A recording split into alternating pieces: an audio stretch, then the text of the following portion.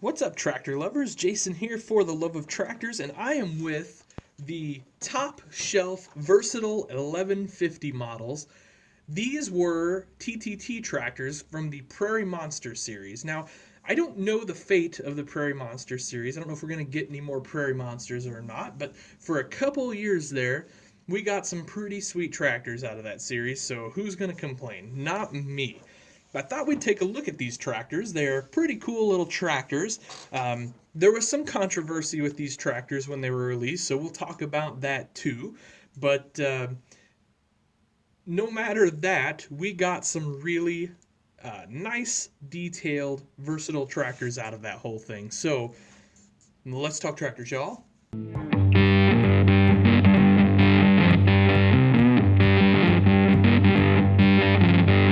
Alright, so the versatile 1150, and I'll just get you a little bit of a different view here while I'm blabbing on. The 1150 was made from 81 to 1985, and they made 470 engine horsepower, which comes out to about 400 at the drawbar. That's the claimed horsepower anyway. Now, these, of course, were made in Winnipeg, Canada.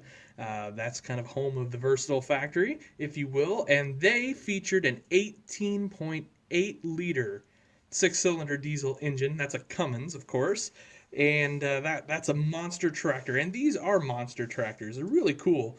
And, so being a four-wheel drive guy, I liked these. Now, here's an interesting fact. The real one would have cost you $187,000 in 1985.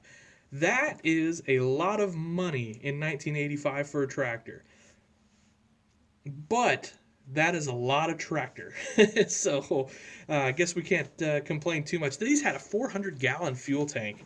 So there's a lot of tractors today that don't even have 400-gallon fuel tanks. Heck, our quad tracks don't. So anyway, monster tractors. That's why they're in the Prairie Monster series, huh? So anyway, I guess we'll just dive right in. So obviously we get two versions here. We get the triples version and the duals version. Now, there are also chaser versions of these, and I'll look at those another day. I've got both of the chasers, or at least the only two that I know of exist. There may be others, who knows.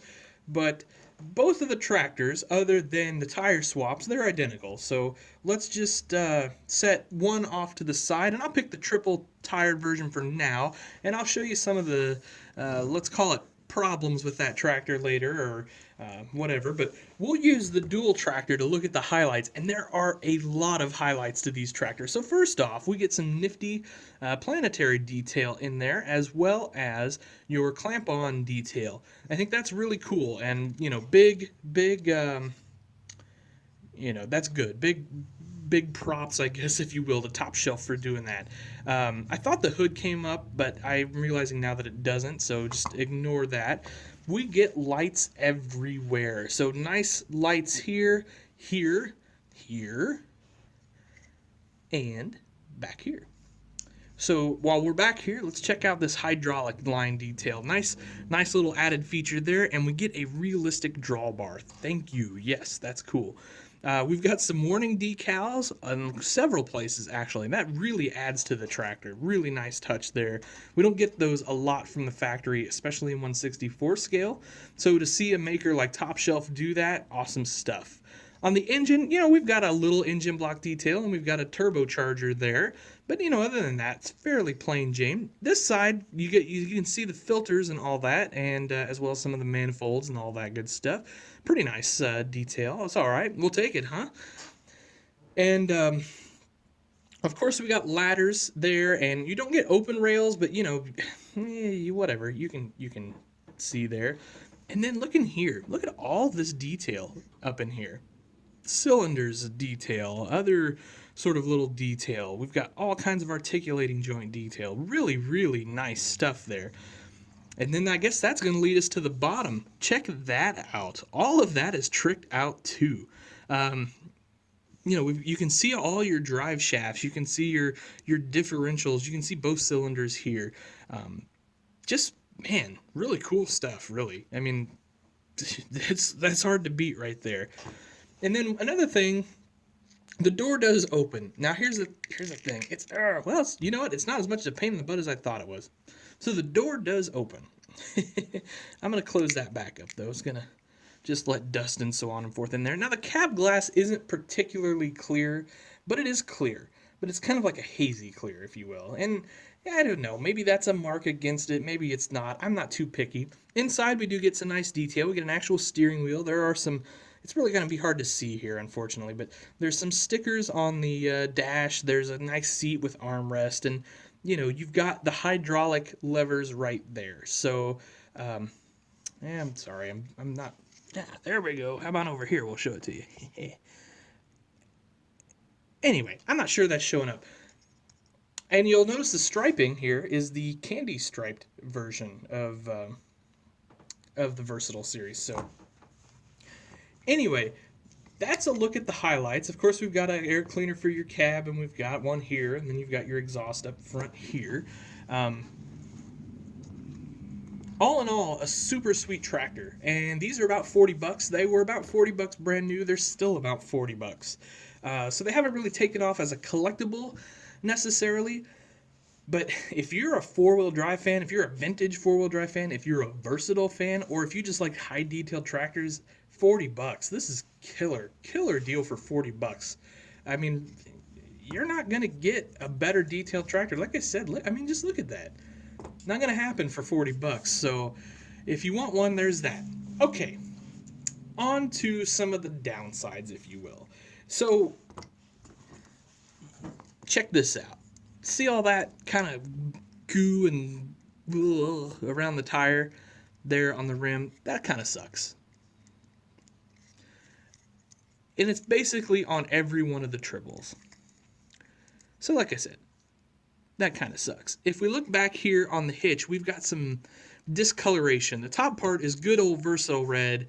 Back here, it's kind of like a burgundy red. It's close, and you have to look hard to see it, but whatever. I didn't think, I mean, this is all plastic. Of course it's all plastic. It was a $40 tractor with this much detail. It was plastic. A lot of people really complained about that because there was a big bud in the same series, and it had quite a bit of weight to it. These don't have any weight to them at all. In fact, all of your weight on this triple version is the tires, basically. And so a lot of people complained, and then I think later down the road they started putting a little bit of a lead weight or something in them to add weight to it, to sort of make you feel like it was substantial.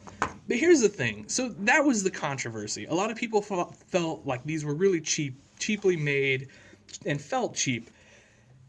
But I don't care, because I don't have it to play with. I don't have it to hold in my hand or to putter around on the desk here.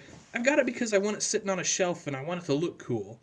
And it looks cool. These are cool tractors. These are really great tractors for $40. I mean, so that's what I keep coming back to. Everything, of course, is relative to price, right? Like, if these were a $200 tractor, this would be ridiculous with the mistakes and all that stuff and the mismatch paint and whatever. It's not. It's a $40 tractor. And it's a $40 tractor with gobs and gobs and gobs of detail, and it's a $40 tractor we've never gotten before in 1/64 scale. So these are great. That's just the bottom line on it. If I didn't have these, would I pay $40 again for them? Yes, all day long. That's what I feel about them. I just think they're really wonderful tractors. So, okay, guys, I guess that'll do it for the review. And if you want one of these, they're still out there at the shows. I mean, these are a couple years old, but you can find them. They're at the shows. They're at your typical online dealers. I'm not going to name them. They don't name me, so you can find them. You know what I'm talking about. If I get people sometimes that are like, hey, should I buy one of these? If you want to know if you want to buy one of these, yes, they're cool. So do it.